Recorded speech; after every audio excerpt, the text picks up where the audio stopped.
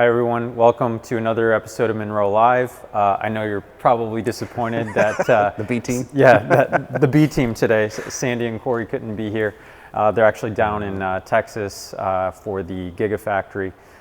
So they're doing some activities down there. So they'll be joining us on some of the next videos coming up. Today we're going to be talking about the Tesla Model S Plaid Body in white structure. With me is Kevin Hardy. So Kevin Hardy, for those of you who don't know, actually helps lead some of our body structure new product development activities in-house here. So, and prior to that, he did a lot of the automotive benchmarking for about 8 years or so at one of our benchmarking facilities for an OEM. So he'll bring a lot of knowledge to the table, and I think with that, we can probably get started. So Kevin, if you want to start with some observations and we can move through. Sure. So to kind of start off, if I reference kind of like an older Tesla, the older Model S, that's typically referring to the 2011/2012 to 2015 model years. Tesla's made a series of revisions throughout that time period, but the first Model S that Joe and I had ever seen was I believe a 2013, and there's some notable differences between that Tesla Model S and this one. Like starting in the front would be the rail sections themselves. So overall, the strategy is the same with using extruded aluminum sections, but the previous version used like octagonal sections for the rails. It's pretty neat in the sense of you have a lot of like local rigidity within the panels themselves, but it makes mounting anything to it extremely difficult. As you can see with these nice rectangular sections, nice flat spaces that you can mount anything you'd like to it. Kind of going forward. And just in case they couldn't scan it, they put a tiny little QR code sticker on the side of the rail. So that's for the NSA, so they can see it from space. Yeah. So, and then kind of as we move rearward here, one of the big departures for this generation, at least for the Model X, is the old one used to have a load beam that kind of came down here from the hinge pillar and extended forward and would reach out to the forward part of the front end structural module of the vehicle. That's pretty common in a lot of vehicles. In general, actually, like the departure and kind of moving away from that is a little unique, but it does kind of, I think, lend itself to a little bit of where some of the emphasis that Tesla is putting some of their body structure monuments.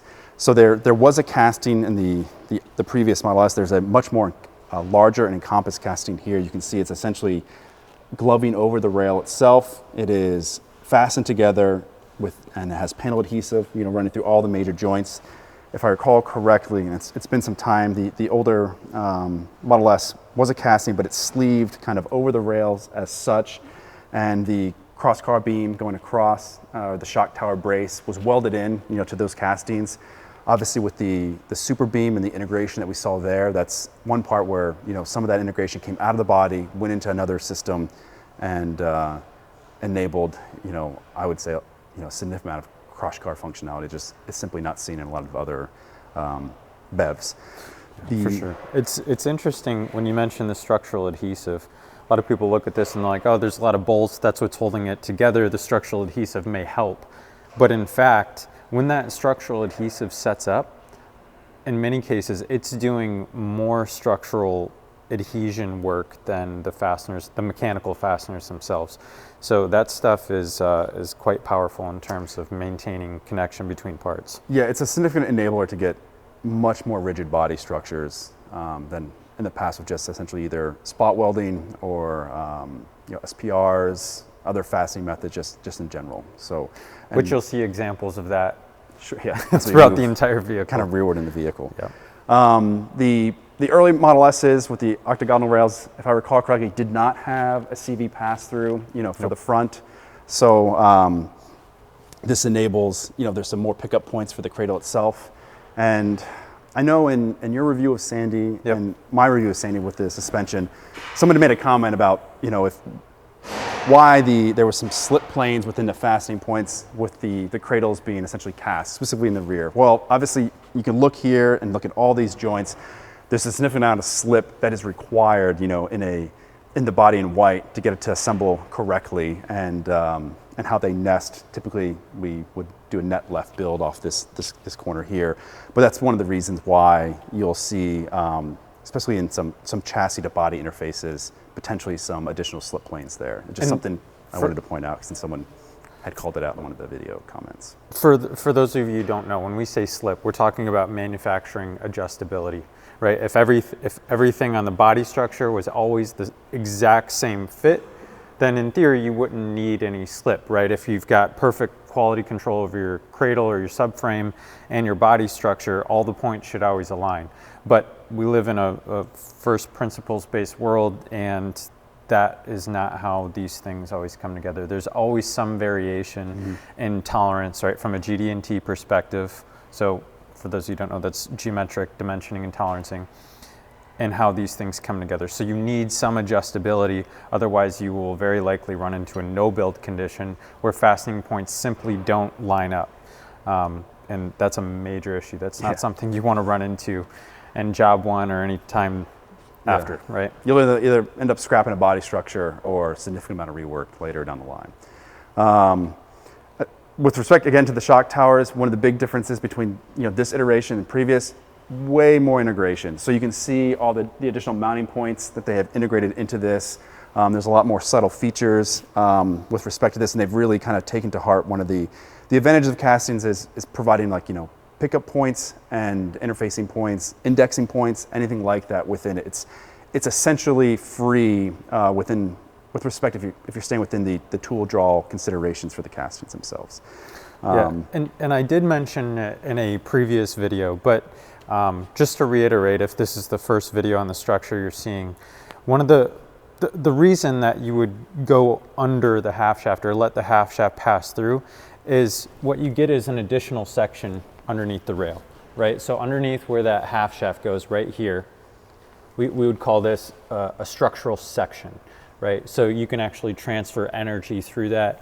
And the taller this section is, right, from the bottom side of the rail to the top of the shock tower or the overall rail section, right, this whole area, the stiffer this front end is going to be. If you look at it like a moment arm, which it is, this whole thing is taking up all of the front end suspension loads. It's carrying the drive module. There's a lot of mass that's out on this moment arm.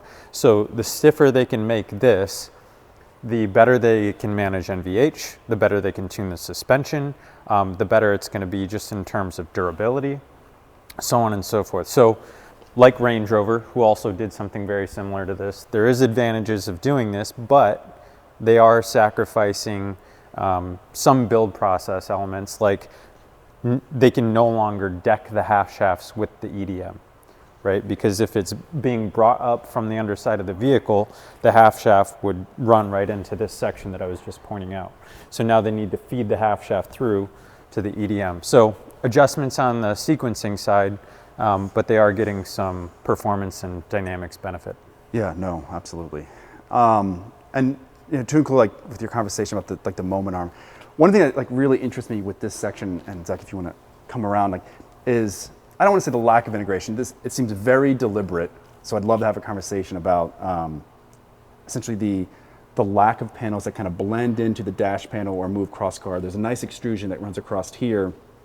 It's pretty sizable for the toe board, but there is a pretty sizable cavity on a lot of on ICE vehicles specifically. This would be an area of the vehicle you kind of call the horse collar, and you would see a lot of integration to get energy to move cross car or around the engine in that case, and then start going into the underbody rails of the vehicle itself. So it's kind of an interesting characteristic that there's not a lot of continuity in this particular spot. One thing I do really like though is from a body structure, but the very smooth transition as it comes off the shock tower into the hinge pillar and then up into the A pillar. I like it a lot. It's I know Jordan, you've mentioned it a couple times, like water. The smoother you can get these transitions for loads, the better it is. Reduce considerations for hot spots and stuff like that in various impact scripts or other sort of performance targets you're trying to achieve with the vehicle. So there's it's a pretty sizable section itself. And then as you can see how much more encompassing the casting is as it reaches back here towards the hinge pillar itself and the very large extruded rocker, which I think is the first, for me at least, extruded rocker I'd seen on the original Model S that we looked at, the 2013. Yeah, it's you know, when you were mentioning the void in the tail end of these longitudinal rails, right? These front end structures, I'd imagine, you know, again, I would love to pick Tesla's brain in terms of how they are managing all that energy. But with these giant castings, they're getting an immense amount of torsional rigidity out of these, I would imagine. So, you know, I suppose in that case, if they're getting enough and you don't need it, it's now just additional parts. Yeah, they're just opening up more space, right? You can see if a horse collar did go through here, this is the pass-through for their I shaft or intermediate shaft on their steering column, right? If they did have a section here, you can see how, and then the booster, the brake booster sitting up here, it ends up getting very, very tight in this area. So if you can eliminate that and you don't need it, more power to you. But most people do have it. Yeah, no, absolutely. And one thing that's kind of, the fact that this was, a lot of luxury vehicles or like E-segment vehicles in general often don't get crash tested, you know.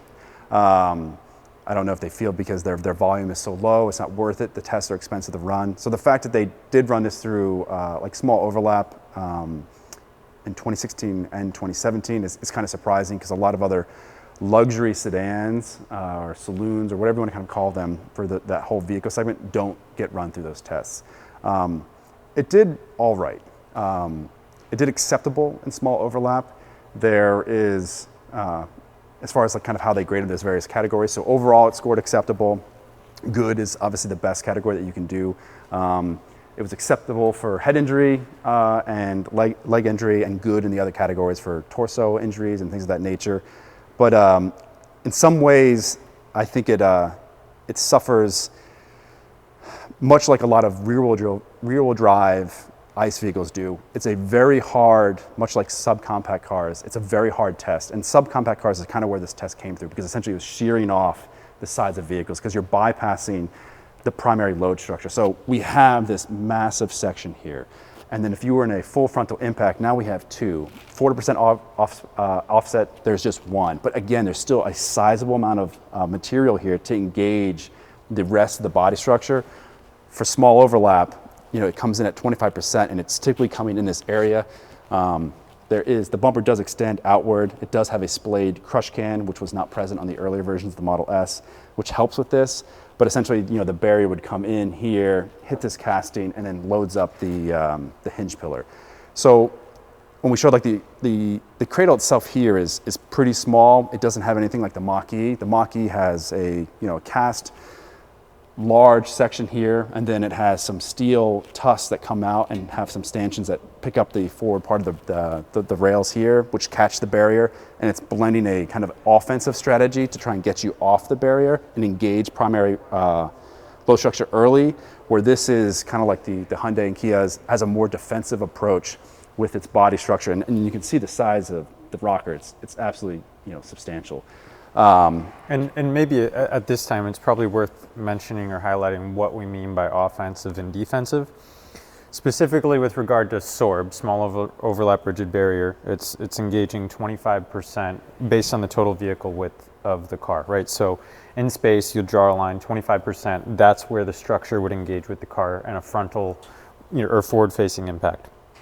When we say offensive, what we're saying is that you're trying to get the vehicle as soon as possible and as smoothly as possible to glance off and away from the barrier, right? So if you're only engaging on the left side, the goal is to engage enough structure early enough in the impact and have a smooth enough transition as you go rearward so that the vehicle glances off the barrier. We think that's good for a couple of reasons. One, secondary impacts, and two, you could say vehicle pulse index, or the amount of immediate acceleration or G loads that the occupant will see is typically reduced because you're glancing off and you don't have a hard impact. So that's offensive. Defensive is whereas Kevin was mentioning, where you don't have as much structure early on to get that glancing effect to divert away from the barrier. You reserve more structure further rearward in car, in the hinge pillar and in this upper load beam. You essentially reinforce this as much as you need to so that it's quite literally defensive. So you're okay with the barrier essentially getting all the way to the hinge pillar, but when it gets to this point, you want this whole area to be as robust as possible But typically what we see in those, it's a telltale. If the vehicle's going through the impact scenario, it will come all the way to the hinge pillar, and it'll stop quite abruptly and pivot out to the side. And so when we're talking about secondary impacts, if now you're broadside to traffic that's coming behind you, now you're exposed to a side impact or T-bone, right? Yeah. Versus the glance, which keeps you more in line with traffic. Yeah, the XC90, or most Volvos in general, because it's kind of where this test kind of came from, perform exceedingly well, in these impact environments. So they kind of skip off, they'll shear off the wheel, and they move right past the barrier. I almost would volunteer to crash in one of those, because it does do, it does do so well. As I mentioned, the Model S does acceptable. The 2016, the wheel did not fragment. It came in, it hit the hinge pillar relatively hard, and there was some passenger intrusion. And that's ultimately what you're really trying to manage is passenger intrusion with this particular test. There were some revisions. They ran it again, which is admirable. In 2017, the wheel did fragment, but they had some brake caliper components come into, and they split the hinge pillar. So a lot of vehicles, like I said, do struggle with this. It's kind of, hats off to whether or not Tesla provided the vehicles to IIHS, or they bought them themselves, but given the popularity and just probably interest in how EVs would perform in this. But it's kind of one aspect that's kind of interesting with this is the lack of kind of some of the structure here. And with respect to offensive, defensive, they both have their merits from like an architectural perspective. I actually kind of like the defensive strategy because you as a customer get the weight and mass all the time. And what I mean by that is whatever we're doing to integrate and get this load around you as the occupant, if you get hit from the side, those features work for you. If you're driving aggressively, those features can help you. That weight and cost that's being added to the vehicle, you get to essentially enjoy in areas of your vehicle that are not a 25% small overlap, where if you do have a lot of this mass that's kind of coming forward, there's not a lot of suspension inputs that really drive. There is some benefit by tying essentially the whole motor bay area or engine bay area rail or load pass together, but not as much. Like the big tusks and things of that nature, essentially they can help with some pedestrian considerations. Sure. For those impact scenarios as well, but really it's kind of for, it's a targeted approach to mitigate a certain impact script, and they're just kind of along for the ride unless you have an impact such as that. So, sure. So maybe before we move rearward in vehicle, just kind of a funny little thing that we like to point out, right? So as this body side outer, right, part of the A pillar, and by body side outer, it's like this the A surface that everyone's going to see. Typically one of the largest stampings on a body in white, a body structure. If you look in the end here, it's just an open void, but inside there you're going to see some foam stuffed in there. So they put this foam in here because even with the cowl on the vehicle and with the fender in place, you will get some air that passes into this void. And we've seen instances where, quite literally, this acts like an organ tube when you're driving down the vehicle, and you get some pretty nasty noises coming from it. So that's the reason for the foam. But generally, this area and tying this to the structure below it is very difficult because you're trying to manage depth of draw, right? So that when you're stamping the body side outer, if you go too deep, right, too far inboard relative to sort of the nominal surface, and it's too abrupt, too sharp of a change, you will actually start tearing this material during the stamping process. And when we get to the rear, we'll show you another example of how they sort of mitigated that on the C pillar as it comes down. So maybe we'll move cabin side here and highlight a couple more things. So what do you see here in the cabin side, Kevin? What so stands again, out? as I kind of mentioned, we have the extruded toe board going across.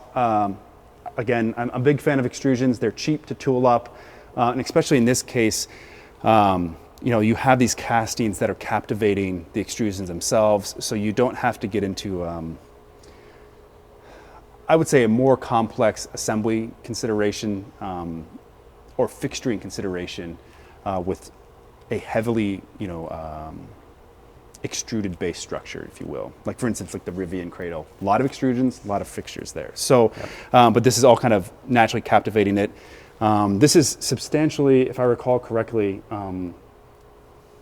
smaller. I think the castings came back a little bit farther on the rocker, so there was a lot of optimization going on here with the ribs and things of that nature for this area of the vehicle. And I think they were also sand casts, right? If you remember on the original iteration, and so the curves, right, on the inboard side of that transition, they were quite a bit smoother. Whereas you see on these castings, you're able to take that casting formation and go right to a tight corner, and then supplement with some ribbings on the inboard side.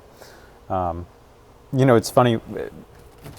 You probably are wondering, if you've never seen this before, what are these pads? These are what we would typically refer to as like mastic pads or NVH pads. And so essentially in certain conditions, whether it's stone impingement, likely not in this case because we've got a battery pack underneath, or just what we would call pumping or oil canning on the floor panel, putting these pads can allow in some cases the panel itself that it's adhered to be a little bit thinner, right? So you can get away with some thinner panels by supplementing with this. But generally, if you see these, it's not a good thing, right? They're typically placed as a Band-Aid of sorts. Ideally, no body in white would have any mastic pads, any beta patches, any LASD, which is a different variation of that right here. So LASD stands for liquid applied sound deadener. So all of these things are in effort to make the vehicle quieter, give the customer a better sense when driving it. But just kind of another quick note. This is not super common, but if you look at the underside of this, it's all dimpled, right? So typically a lot of these mastic pads have like a tar backing. We've got some in the back we can show you.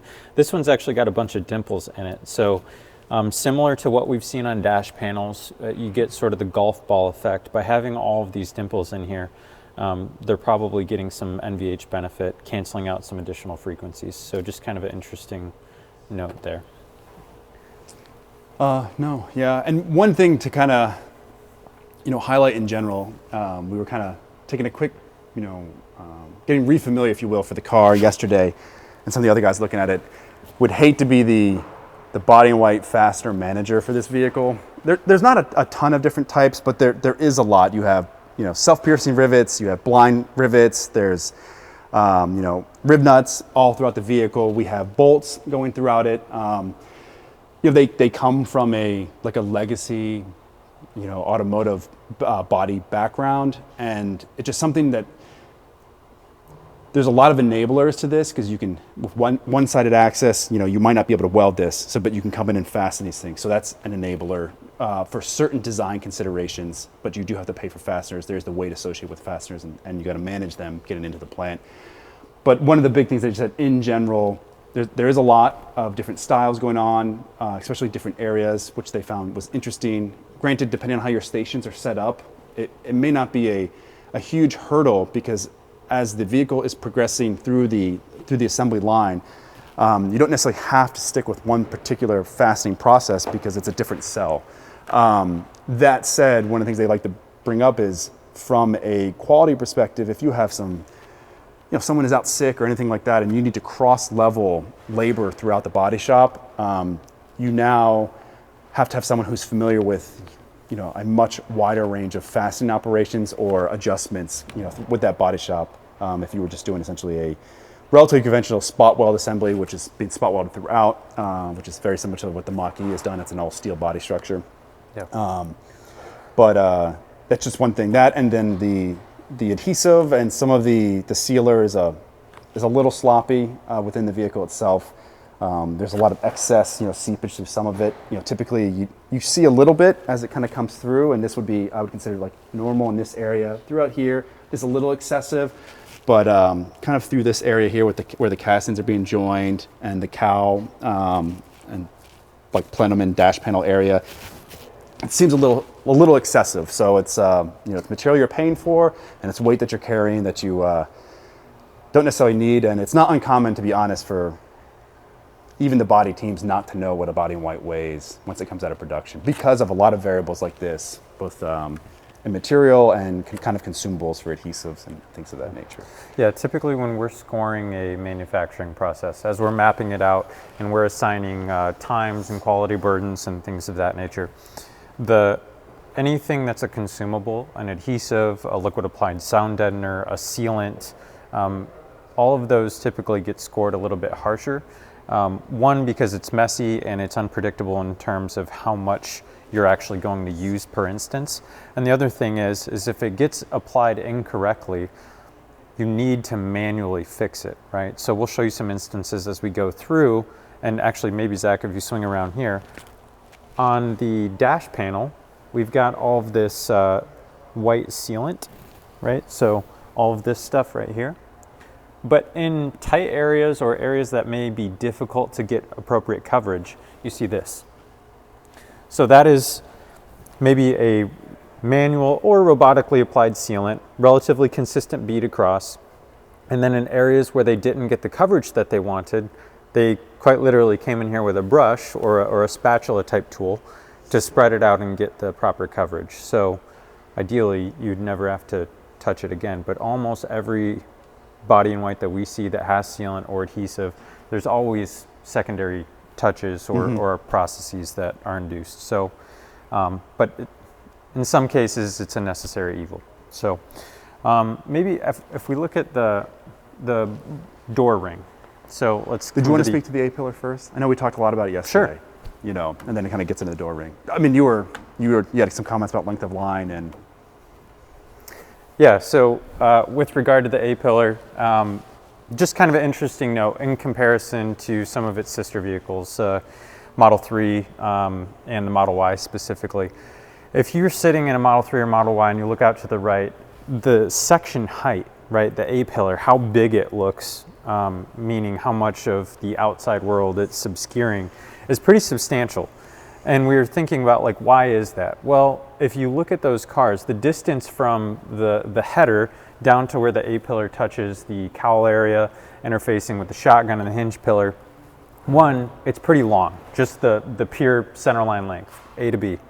The other thing is it's laid down. So talking about the rake angle, it's laid down quite a bit. When you make it longer and the rake angle is laid down, so like this, it would go like this, right? You know, so it's the pillar is not stood up, it's laid down. When you do that, because of the roof crush requirements, right? It's based off the weight of the vehicle. You crush the roof, it can only deflect, I believe it's 120 millimeters before you start to fail the test. Because of those properties or characteristics of the Model 3 and the Model Y, that section likely needs to grow quite a bit so that they get enough structure and it doesn't deflect and therefore give them a fail condition. But on the Model S, a couple of things to notice. One, it seems to be quite a bit more stood up, right? So that's going to help just dynamically through the crush event. The pillar is smaller, and then the distance from the header to the next closest, I'll say, true section is much shorter, right? So the hinge pillar, and you could probably see it better on that side, maybe Kevin, if you wanted to point to it. Yeah, this area where the hinge pillar comes up is probably helping them reduce the actual section size on the A-pillar because they're bringing this hinge pillar structure so far up in vehicle. So just kind of interesting as we look at it. And if you have a Model 3 or Model Y or you've driven one and you're like, why is that pillar so big? Now you know. That's probably why. Maybe. Yep. All right, everyone. So we're actually going to break this up into two parts. The video went a little bit longer than expected, but there's some good content. So stay tuned for part two, where Kevin and I continue with the rest of the body structure. Real quick before we close it out, just wanted to give a shout out to SABIC.